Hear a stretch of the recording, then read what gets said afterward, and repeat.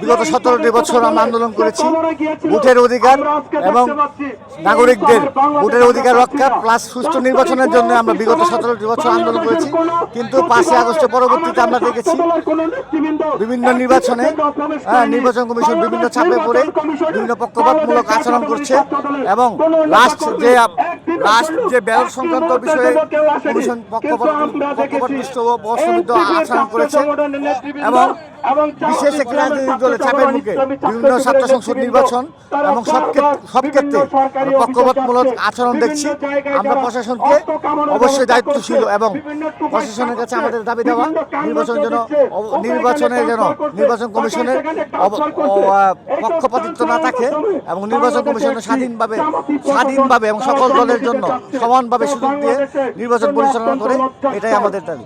এই বিগত 1.5 বছরের অধিক সময় এই নির্দলীয় সরকারের সময়ে আমাদের যেহেতু ক্যাম্পাস ভিত্তিক রাজনীতি, সেই ক্যাম্পাস ভিত্তিক ছাত্র রাজনীতির কারণে আমরা স্বাভাবিকভাবেই বিগত 15.5 বছর ক্যাম্পাস থেকে পুরোপুরি আমাদেরকে বিচ্ছিন্ন করে রাখা হয়েছিল।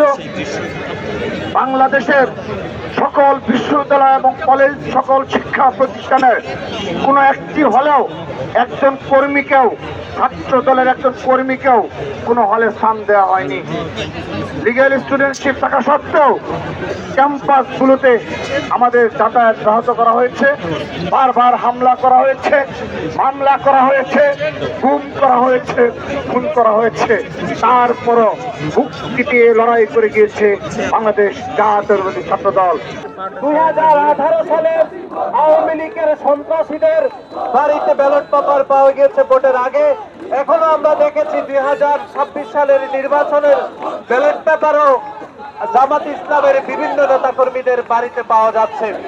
সুতরাং আজকের এই অবস্থান কর্মসূচির প্রথম দফাটি হচ্ছে যে নির্বাচন কমিশন যে পোস্টাল ব্যালটের ব্যবস্থা করেছে, সেই পোস্টাল ব্যালটের যে একটি ম্যানেজমেন্ট হয়েছে, সেই ম্যানেজমেন্ট অত্যন্ত বিতর্কিত হয়েছে।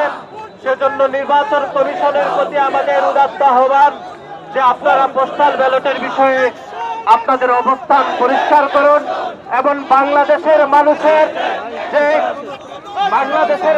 যে বহুল কাঙ্ক্ষিত যে নির্বাচন 2024 সালের 12 ফেব্রুয়ারির যে ঐতিহাসিক নির্বাচনের বিষয়ে পোস্টাল ব্যালটের বিষয়ে যদি বিন্দুমাত্র যে বিতর্কিত সিদ্ধান্ত যদি পুনর্বিবেচনা করা না হয়, যদি সঠিক সিদ্ধান্ত নেওয়া না হয়, তাহলে বাংলাদেশ জাতীয়তাবাদী ছাত্র দল তাদের অবস্থান কর্মসূচি আরো দীর্ঘায়িত করবে বলে আমরা মনে করি। সুতরাং নির্বাচন কমিশনকে অনতিবিলম্বে পোস্টাল ব্যালট নিয়ে যে বিতর্ক তৈরি হয়েছে, সেই বিতর্ক আমরা মনে করি অনতিবিলম্বে একদম সঠিক সিদ্ধান্তের মাধ্যমে সেই বিতর্কের অবসান করা উচিত বলে আমরা মনে করি।